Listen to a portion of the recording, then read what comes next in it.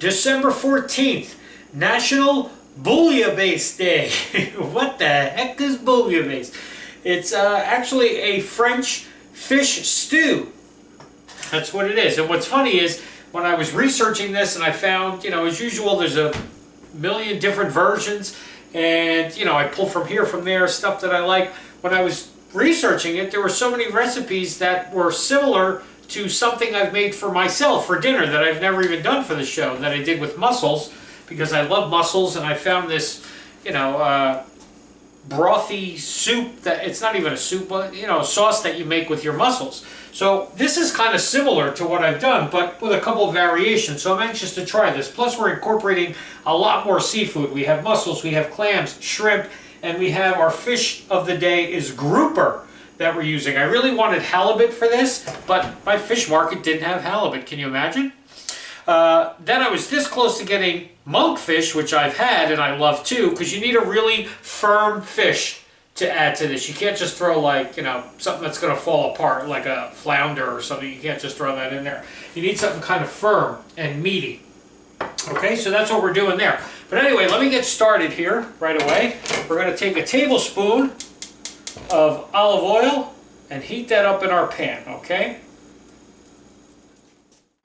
Okay, and then to our hot oil, we're going to add a couple things. I have everything laid out in the order that I do it. That makes it nice and easy if you do that. If you lay it out so you know in steps, we're adding this, then we're adding this, then we're adding this, then this, then this, okay? I have a leek here that I just julienned. I just sliced longwise, okay? So I'm going to put my leek in this pan. I have about a half of a chopped onion, okay? I have one stalk of celery sliced really thin, okay? Put that in there. And I have a garlic clove minced, okay? Get that in there. And we're just going to cook these vegetables for about, about 5 minutes or so, just to kind of soften everything up. Okay, and then once those are softened up, you're going to add about half of a sliced bulb of fennel, okay? Because that's what really gives it that flavor that you want. That I've worked with before with my other one, like I told you. 2 plum tomatoes diced up, okay? We're going to add, about maybe a half a teaspoon of fresh tarragon and a half a teaspoon of fresh thyme and some ground up saffron. Now saffron's kind of pricey, but you can find a little, I'll show you what I got. It's this little packet that you can buy. It's only like $4 or so, and it gives you a bunch of threads in there. Can you see all the threads in there? So that's what I use when I need saffron, because you don't really need that much, okay? So you put that in here, I'll add all this stuff and toss this around, and now you're going to cook this. Boy, you can really, oh wow, you get this hit of like the tarragon and the thyme. I mean, it just hits as soon as you stir it together. Okay, so you're just going to cook this for a few minutes to kind of soften all that stuff up, so especially the fennel, you kind of want that to soften up a bit. Not too long, maybe 2-3 minutes. And then to this, you're going to add a half a cup of dry white wine and a tablespoon of sambuca, or something along those lines with those flavors. Ouzo, anise, any of those things. It smells like licorice is basically what it is. So you're going to add a tablespoon of that, okay? Mix this all together, bring this to a boil, and just let this kind of simmer for about 5 minutes or so, okay?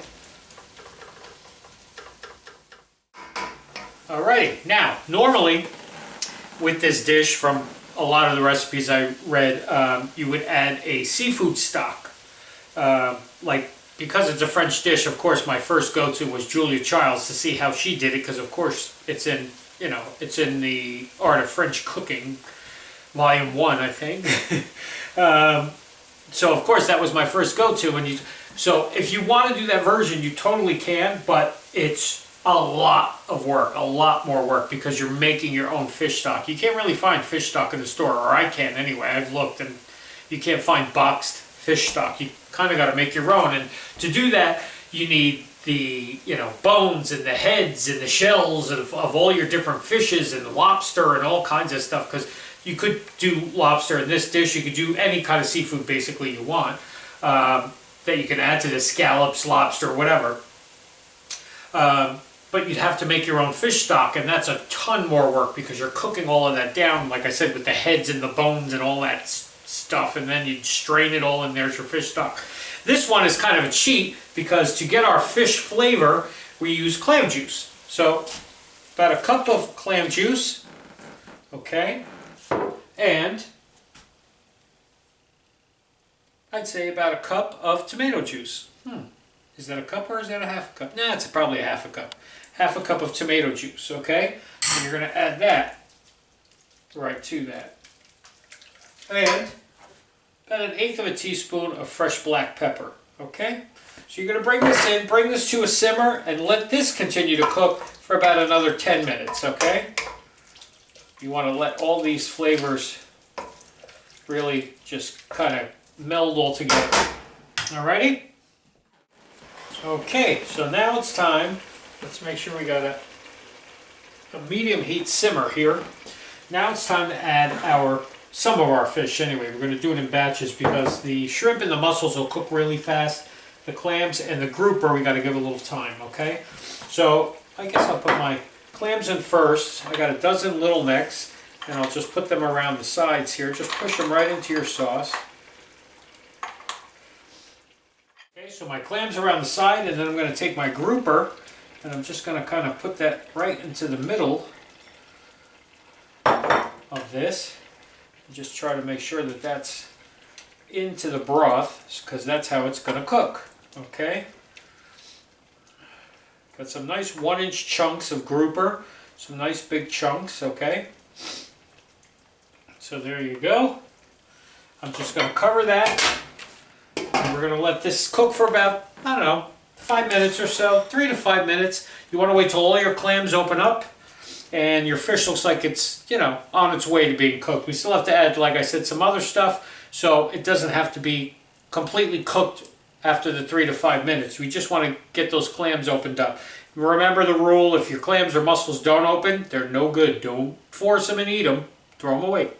Alrighty, be back in a few minutes to add our last 2 fishes. And then we'll be just about ready for bouillabaisse. I hope I'm saying that right. Okay, and then the last thing you're going to add your shrimp to this. Okay. Because you can see your clams are starting to open up. And your mussels. Okay.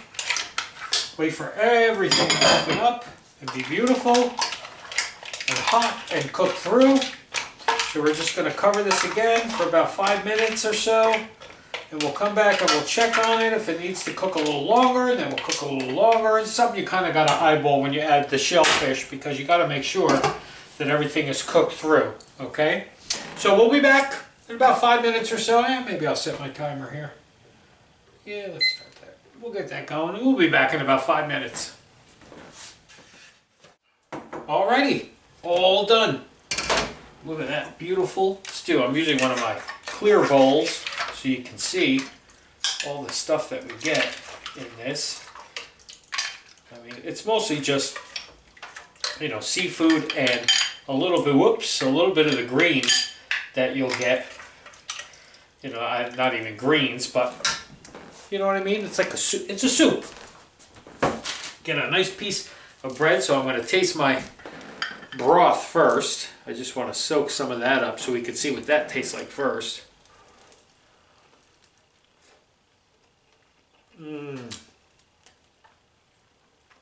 Delicious. You get that hint of the licorice in a sense. I mean, it doesn't taste like licorice, like candy. You know what I mean? You get that hint of the sambuca. It's not a lot, and the fennel and everything else.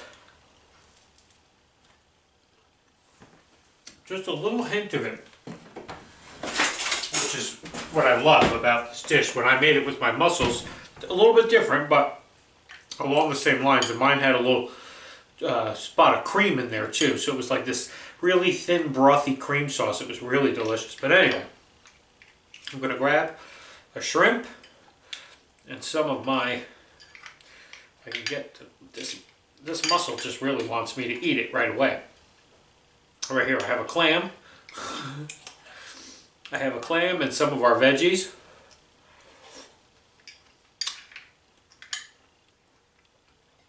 Perfect, the veggies have softened down because you know the fennel is crunchy and the leeks tend to have a little bit of a crunch to them until you cook them down. But because they cook down so well in here, they're nice and tender and perfect. Oh my god, it's wonderful. Now's my shrimp.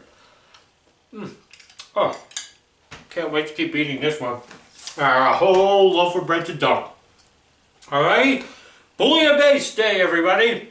Make some bouillabaisse. It wasn't really hard. It was really kind of easy.